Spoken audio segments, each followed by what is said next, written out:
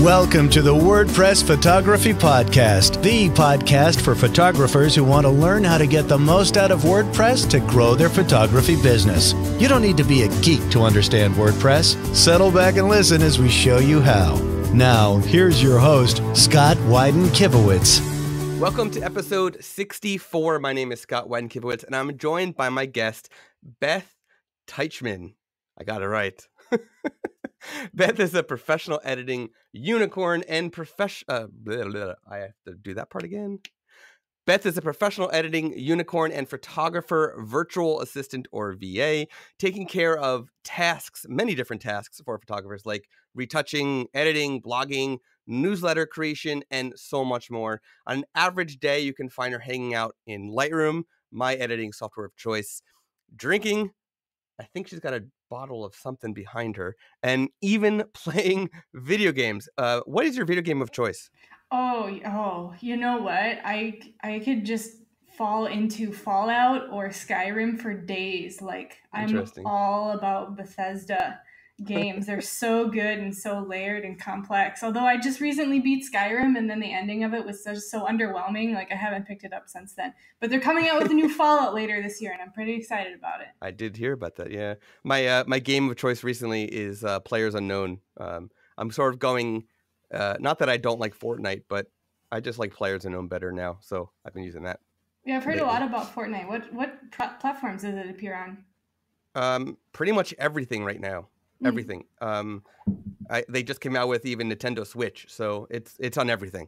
Yeah. And some of them can go cross-platform now. Okay. Cross-console. Yeah, that's what I asked because I have an Xbox, and I've primarily always been Xbox. I've never had a console or PlayStation or anything. So like some of those which are console specific, I miss out on. But there's a lot now that are cross-platform. So. Yeah. So in Beth's spare time, she enjoys recreational yeti hunting, underwater basket weaving, and contemplating the meaning of life and the color green. So that's Beth in a nutshell.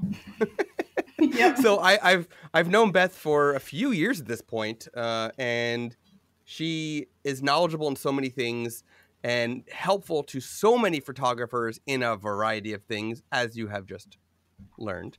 And so I'm very excited. I've been wanting to get Beth on here for a while. So thank you, Beth, for joining the show. I'm happy that you're here. Yeah, thanks for having me. Yeah. So before we dive into what's going on in your world, I just want to bring up two quick WordPress news pieces. The first is WordCamp EU, WordCamp Europe just happened, and Matt Mullenweg, the original creator of WordPress, did his big keynote, and he said WordPress 5.0 is actually targeted for the end of August. Now, this might not happen because it was already delayed from April, I want to say.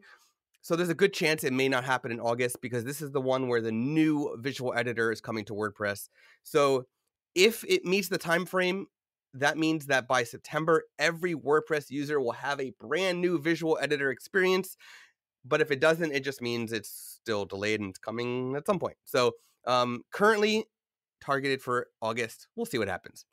The other thing is there's a new plugin that is really interesting called Plugin Detective. It's available, it's free, and it is a plugin that actually will determine of other plugins that are actually causing problems on your site. So if you are having a problem with something odd going on in your site and you can't pinpoint, install Plugin Detective. It is helpful to actually pinpoint what plugins might be causing your problem. So there you go. I will link to both of those news pieces in the show notes. So Beth, again, welcome. What is going on in your world? Not too much. Let's see. So personally, I guess I just bought a house last fall. So now that it's summer, we're taking care of some of the landscaping stuff that just kind of fell by the wayside while the house was under renovation before it was sold. So that'll be fun. But it's supposed to be nice this weekend, so that's good. Professionally, there's quite a bit. I'm actually going through a complete rebrand right now because, I started out just offering editing services for photographers, but I found that the more and more I've become ingrained in the industry, the more I'm realizing that there's so much need for other help specific to the photography industry, like blogging, newsletters, Facebook ads, stuff like that. So I'm rebranding to include a lot of, or focus on a lot of the other services that I offer. Because right now it's like, if you visit my website or any of my content or whatever, it's like, I do editing. And then like really tiny in the corner, it's like, I also do this other stuff. Ask me now. So like I'm kind of rebranding to like encompass it into like one big, here's how we can help you. Here's the numerous avenues in which we can be of service to you, to kind of reflect the fact that we do more than editing and we can help you with more than that. So, are you rebranding the name as well? Because right now you're storyboard editing, right? So storyboard editing, yeah. So, So are you actually changing the name of the company as well as the website content? I don't think so, because I want to just keep it the same as what it's always been. I don't know how much that would mess with the SEO, but if you're completely redoing a website, that might mess with it anyways as your content changes. So, but I also have the domain storyboard editing, and I don't know if I necessarily want to deal with that. And to be fair, editing is one of the places where photographers can really get a huge amount of their time back and be one of the biggest propellants of getting their business on track or back on track or under control, is, freeing up that much time. So I think I'm okay with keeping it, as long as that people, once they get to the site, they recognize that it's not just editing, like it's a full suite. And plus that also comes out in the marketing too. It's like, you're not just marketing for, we help you with editing, we help you with editing. It's, you're also marketing like, we are, a full service, virtual assistant suite basically for photographers. And hopefully obviously adding more services as time goes on.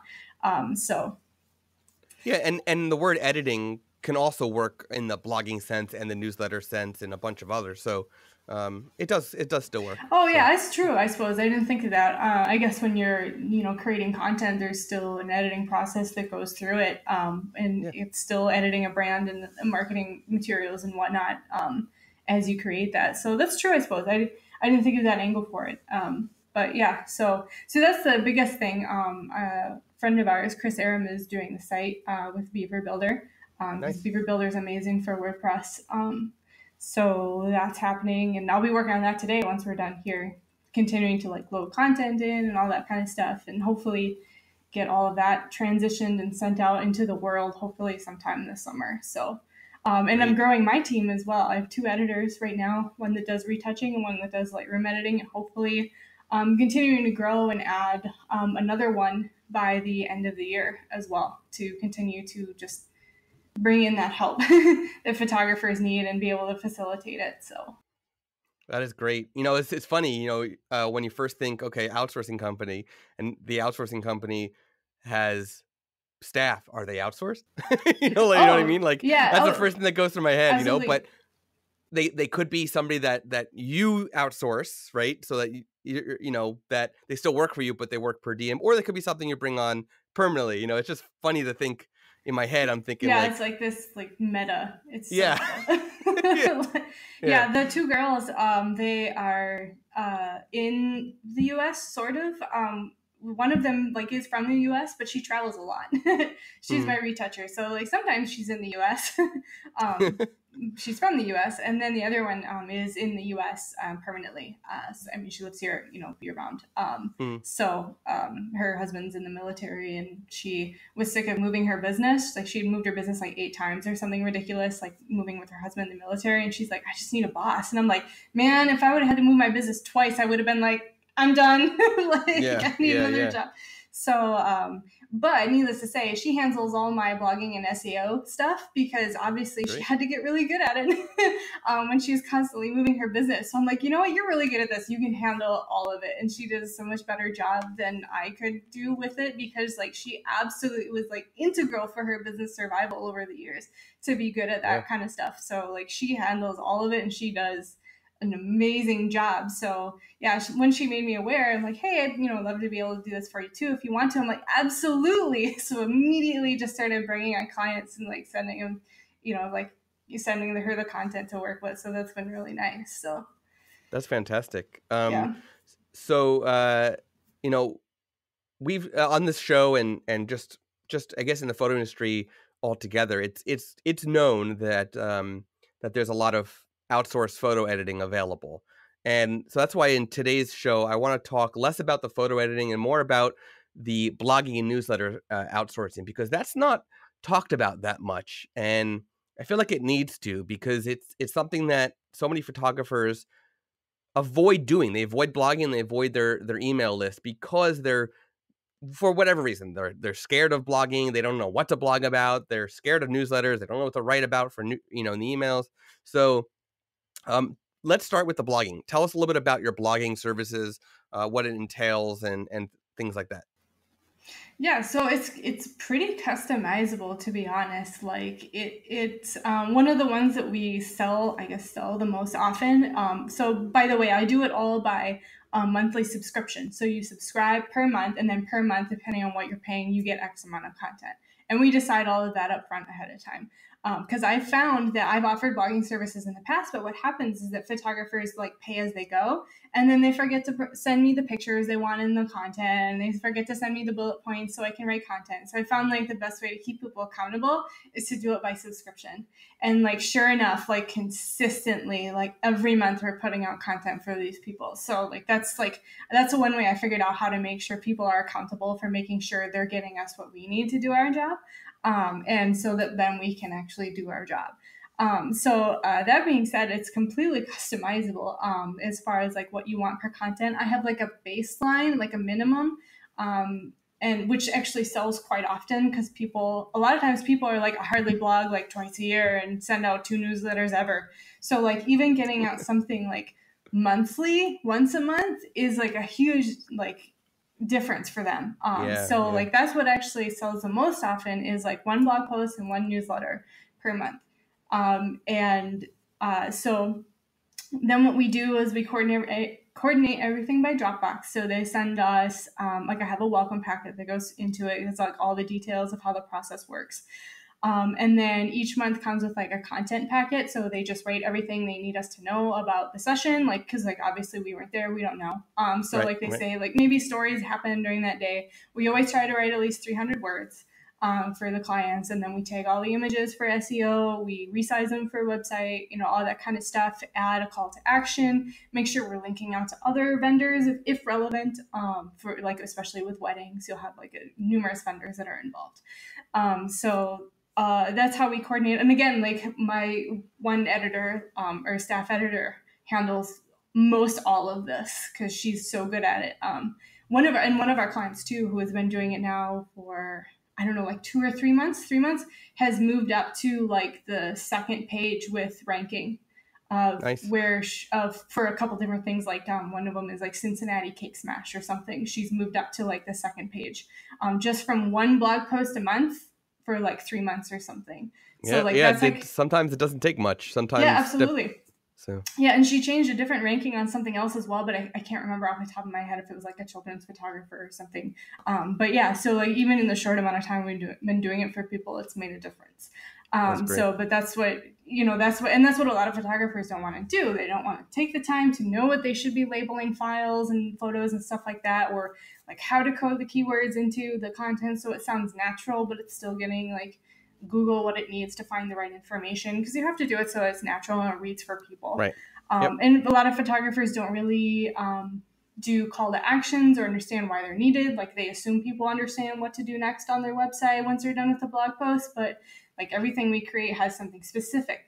Check out this other blog post of this session we shot in this area, or like contact me now if you're interested in XYZ, so we always include that as well to make sure that the content we're producing is leading the customer on that customer journey, if they happen to land on content that we created.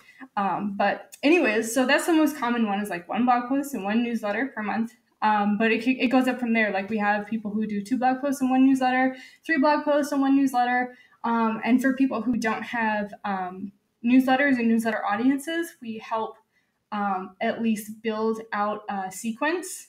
So if somebody signed, like a lot of this is with MailChimp, because MailChimp is free for up to like 2,000 people, I think, and has a lot of functionality for their free version. So what we'll do is we will create an automated sequence so that if somebody signs up for your newsletter, getting content dripped out like over a period of time. And then we'll help write the blog posts that contribute to that, like what to wear to a session, or like 5 things you want to do for your Irish wedding or something, because I work with an Irish photographer for blogging. So like, so if you don't have an audience to send to yet, we'll help at least build out that content in the automated sequence, so that when they do sign up eventually, that they have something that they're getting dripped out over time.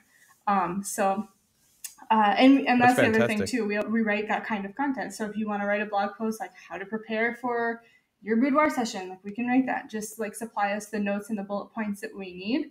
And we've all been in the photography industry. Like I said, the other girl used to be a photographer. The other girl used to be a professional retoucher.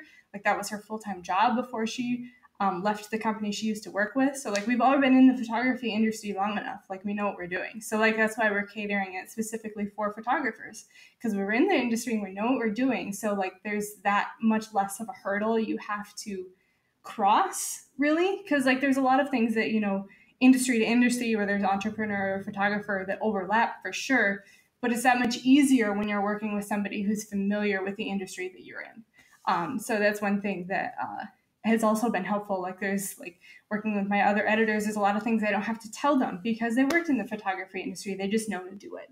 So that's another thing that's really helpful. But yeah, it's entirely customizable based on what people want. So awesome. So you already brought up a couple topics, right? That you've written about. Can you share maybe a couple more common blog topics that you've been asked to handle? You know, so we got a session, right? So you brought that up, and then like these how-to guides, basically for you know, cake smash or for engagements or weddings and things like that. What else have you been asked to blog about? So a lot of it has been feature sessions, obviously, because that's one of the common things that photographers like to blog about, which is great because as soon as it goes live, you can send it to your clients and say, hey, I blogged your session, and then they share it. And you can put it on social media and tag them, you know, and that kind of stuff. So that's really awesome. Another one that we haven't done before, but that I want to do is like a featured vendor. So like you say, I shot, because we always try to keep the number of images per blog post up to 20, because I figure people are looking through it on their phone. So after about 20 images, they get tired and they click away. So they don't even get to their, and you may disagree with this by all means, like they get tired and they click away. They don't even make it to your call to action. So we always try to keep it at 20 less images, so they'll actually make it through to the end of it and get that call to action to do something else. So I forget where I was going with that. Oh, but another one would be, but that also means too that because you're limited, and a lot of times with weddings, you have so many images, you may not necessarily get to show off the vendors the way you would want to. So one thing I'd like to do is do like a featured vendor, have like 20 images, like this is a wedding that we recently did. I want to feature this vendor, their tablescapes or, you know, whatever it was absolutely amazing. Here's, you know, some of the stuff. And that way you could send it to the vendor and be like, hey, I blogged a session about your, you know, whatever it was vending at this wedding, in case you wanted to share it. You can put it on social media, and that way it's also creating like another marketing piece for you. Because if another vendor gets that, they're probably gonna be pretty excited, like, oh my God, that's awesome. I have professional photographs featured, you know, or professionally taken photographs featured on a blog, and then that's marketing material that they can use. So that's another one that we have talked about with a couple different photographers of doing something like that. As well. That's fantastic. And then so I know I recently came out with a course called More Leads, More Clients. We actually talk about some of the strategy actually includes exactly that, featuring your vendors. So what I'm going to say, and I'm going to share this with the course students as well, is for anybody who wants to go with something more strategic, first, join my course, More Leads, More Clients. I will link to it in the show notes. And second, if you don't feel comfortable creating the content for this whole lead generation system, outsource it to Beth. We can outsource a lot of it. She'll be able to create the content for you. Yeah, and a lot of it is just like just doing it. Like, you know, a lot of the times the photographers have so many million things to do. But that's another one that I would really like to do more of. It just depends, because if you're only doing like one blog post per month or whatever, you know, you have to kind of figure out, okay, what's going to give me the biggest bang for my buck this month. But for ones who are doing like 3 or 4 blog posts a month, you can easily include a featured vendor like almost every month. So that's another one. Other ones are just any kind of content that you're potential clients would find helpful, like what to wear to a session, how to prepare for a session, what to expect after a session, how to pick a photographer, just like anything that they could possibly find helpful. And if you're having a hard time figuring out what that is, think about your past clients and like a lot of the questions that you get often or frequently. Right. Like what are some questions and FAQs that you're getting on a regular basis? Feature a blog post about one of those questions, and like how you address it and like how you direct your clients to work through it or work with it or whatever it happens to be. And obviously feature some of your own pictures. And you can also do personal stuff too. Like don't shy away from talking about obviously what you're comfortable with, but sharing some of that personal stuff with people, because right now we're entering an age and getting into an age where so much interaction of what we do is online, and in a way it's so impersonal. So the more of that personal element of yourself you can bring into it, the more people feel like they have a connection with who you are as a business owner. So one of the clients that I work with wants to feature a story about her grandmother who's like 90 some years old, who was a professional bra sizer for her entire life. And I'm like, that's the most amazing story. Like, I love that. Like, what a cute little story. She's a boudoir photographer. So like it ties in with that. So I'm like, that's awesome. Like if I saw that, if I was a client and I read that, I'm like, you featured your grandma on your blog because she was a bra sizer and bra fitter her entire life. That's absolutely amazing. That would absolutely stand out to me as something that I'm like, wow, this person has so much, like, who's so interesting, something like that. So don't be afraid to share like personal things. Like, some people do like a 365-day project that they feature, where it's mostly personal stuff. Some people, feature images from their vacation. It could even be stuff like if you have a hobby, feature some pictures of like if you do clay works or something like that. I think of that because I know a photographer who does like ceramics and clay. And post it on Facebook a lot. So feature something like that, like bring that personal element into it that makes you someone that sits behind the screen instead of just like a screen, if that makes sense. Like add that personal element to it. Yeah, so I do a lot of personal stuff on my blog, and I actually even mix it into my blog content for clients. And I just did a family session last weekend, and I never met the family ahead of time. All the communication was done through email, but through blog content and just conversations through email, when we got there, I said, "Hey, nice to meet you." She's like, "I feel like I've known you for so long already." Like that. She looked at my content through the conversations we had through email. It was just she learned about me, I learned about her, and it was just that personal touch, right? And that's without actually meeting the person in face to face, right? Especially with photography, where you need people to be relaxed to really kind of do what you need to do. Like the more they can feel comfortable with you beforehand, like exactly like you described, like the better chance they'll have of getting into that comfort zone in front of the camera. So, and your blog can be an extension of that too, by like creating that personal facet right on your blog post to give the people that impression that they feel like they know you a little bit already. So that's one other thing I recommend to people is like, don't be afraid to do something personal, like, and talk about something personal, anything that pervades your personality. And don't be afraid necessarily to be polarizing, because the people who don't like you probably aren't your ideal client. The people who do will resonate with you that much more and connect with you that much more to be like, oh my God, this is absolutely the photographer for me. So like, don't be afraid to, approach an opinion if you feel relevant to whatever you're trying to say. So. Yep, for sure. So my next question for you is, what tip could you provide to photographers who do not want to outsource their blogging, or I'm throwing an or in here, or are small enough that they can't afford to outsource their blogging, and they struggle with it themselves? What advice could you give to photographers who struggle with the blogging, that when they have to do it themselves, when they're kind of forced to? Any advice? Like if they have to do it themselves, like there's no option to this. So I would say honestly, like start small. You don't have to blog every single week, although I mean, sure, that's great. Like I said, the one photographer we're working with, we're just doing one blog post a month, and it's already made a difference in her Google ranking in like 3 months. So just Yeah. make sure you're doing it intentionally. So like really zero in on your keywords, really zero in on writing good content, like talk to your audience. Don't talk at them, talk to them. Like imagine that you're writing Yep. to a friend or something like that, or telling them about the session or whatever it is. And also like, don't feel like you have to do a bajillion images. If you have 3 strong images from a session that are just really emotionally strong or just beautiful in some way, and you say, these are absolutely my star images, blog those 3. You don't have to do a lot of images. You really don't. Yep.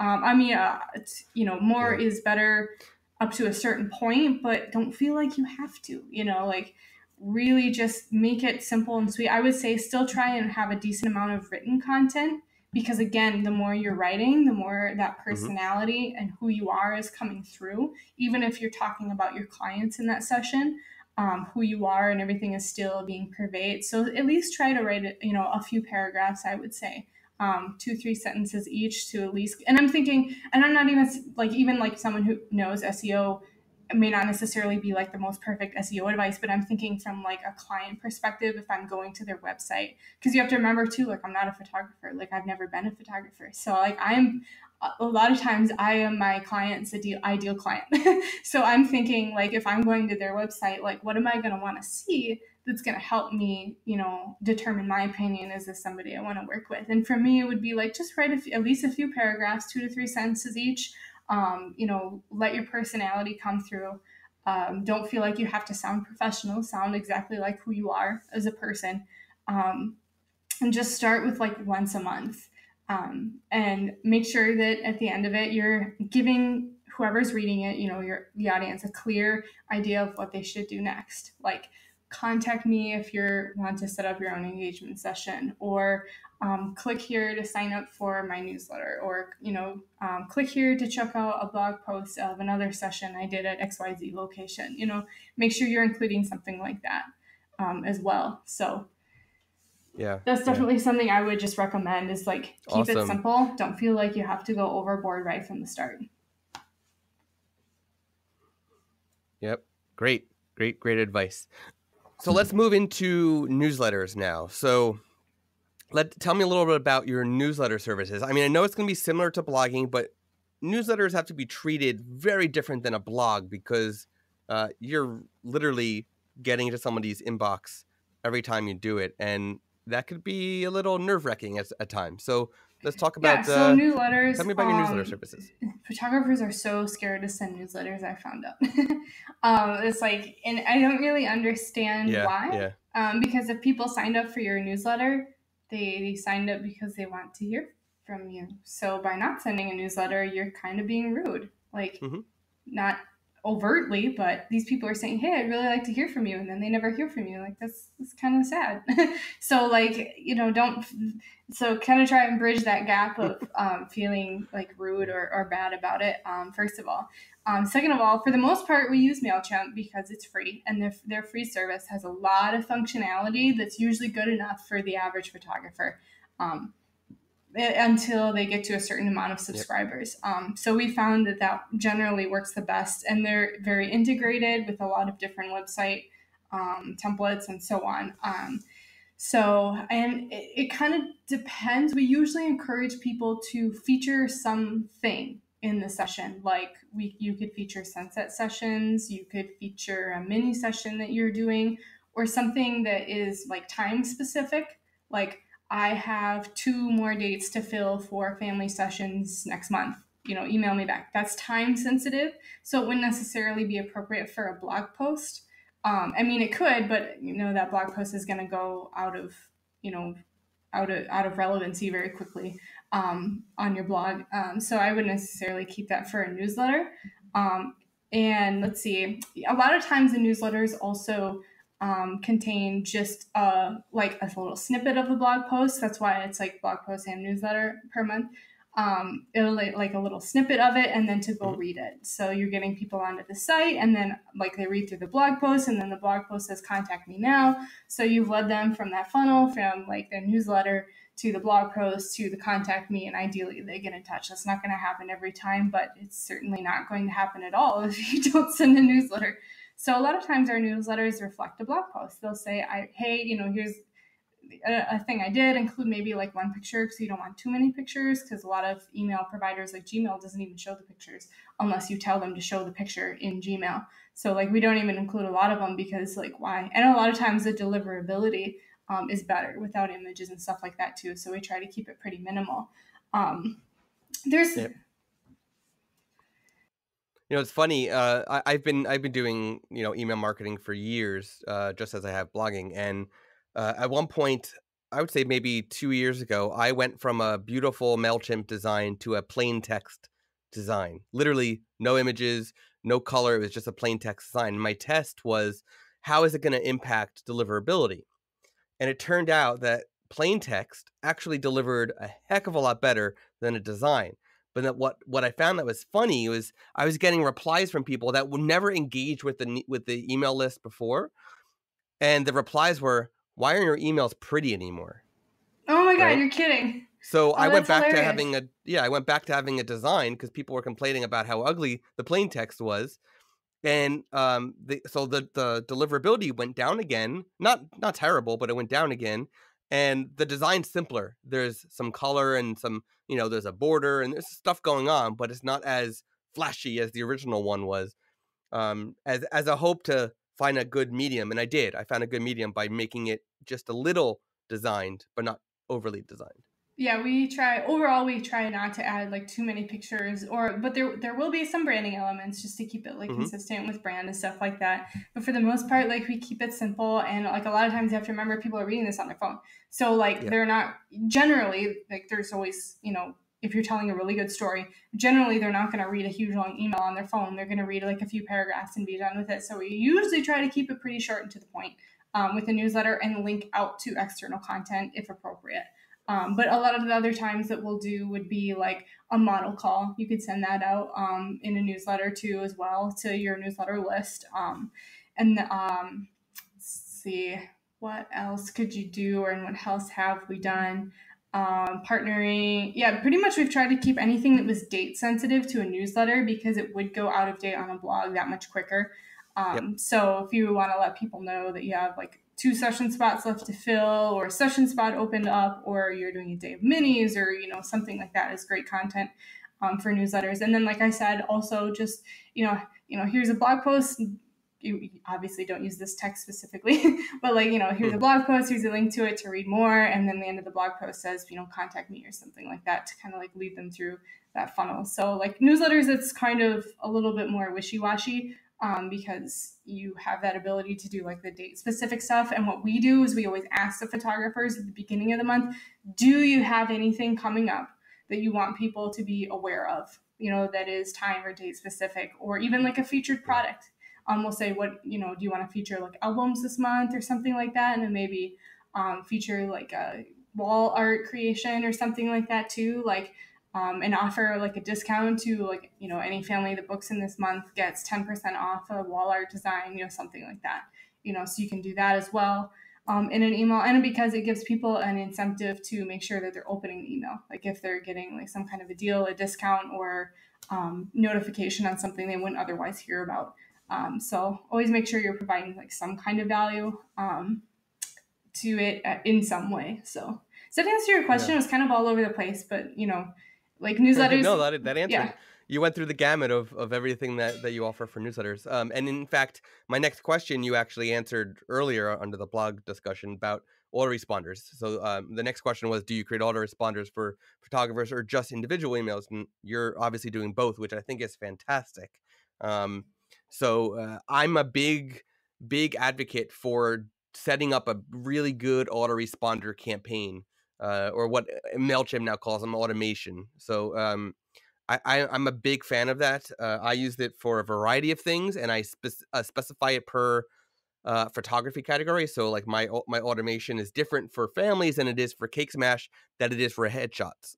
Because I offer all three, I have automation campaigns for all three. And then of course I also do individual emails, and I also do I automate my RSS feed. So if you're in my family category, my family group in MailChimp, then once a month or maybe it's once a week, I can't remember. Whenever I publish a new article in family, you're getting that blog post automatically. If you're in Cake Smash, you're getting an article on Cake Smash automatically when I publish new content. So I'm a big fan of automation to save time. And then the individual emails is where you take, in my opinion, is where you spend most of your time polishing and making sure the deliverability is up and it's nicely laid out. So yeah, that's one thing. And we'll also work with people if they don't have a sign up on their website yet. We'll do our best to make sure they get one, because we've worked Squarespace, Wix, Weebly, WordPress, obviously. Those are like the 4 big ones that photographers use a lot of times. Yeah. So like if you don't have a sign up, we'll work with you on like getting one on your website to make sure people can get the content or like sign up for the content.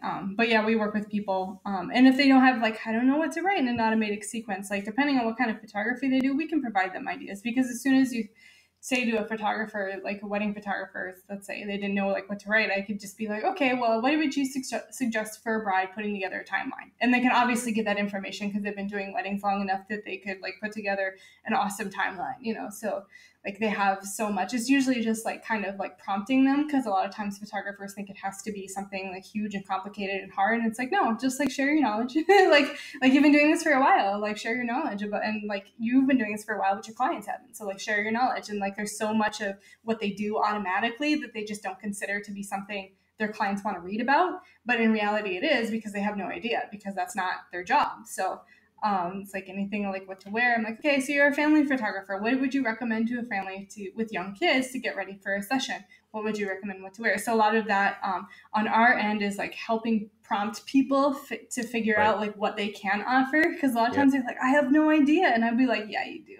And like, it just like ask like, it just like ask them the kind of questions that will help lead them to. And then of course they can answer those things. So like within, like a few email exchanges, we can have an idea for like a series of 7 emails to go out relatively easily. So it doesn't take that much. It's just like kind of like prompting them to help them figure out, oh yeah, I do know that. That is something I can provide information on. So for sure. Yeah.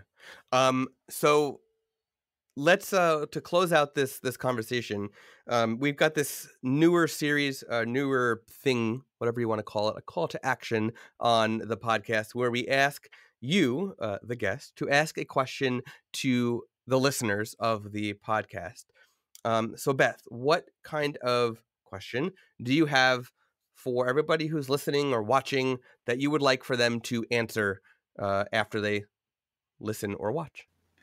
Oh, okay. So if you're not blogging and sending newsletters, why? And if you are, why are you doing it yourself? Why is that not something you have delegated to somebody else?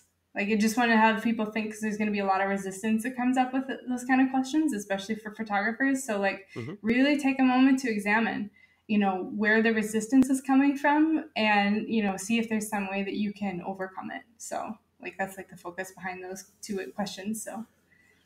Fantastic. Like I said, way in the beginning, I've known Beth for some time. She actually wrote an article for Imagely, wrote an article for Photocrati. I'm going to link to both those in the show notes, along with everything else, where to find her. Another great step-by-step outsourcing article that she wrote, and a bunch more. So, I'm going to link to Chris Aram, to Beaver Builder, to MailChimp, and so on. So you'll find it all in the show notes. Thank you, Beth, so much for joining us today on the show. I'm really glad that you were able to join. You can find the show notes, where to find Beth, and to answer her question that she just asked you at imagely.com/podcast/64. Until next time. You've been listening to the WordPress Photography Podcast. To listen to other episodes and to subscribe to the podcast via iTunes, Stitcher, Google Play, and more, please visit imagely.com/podcast.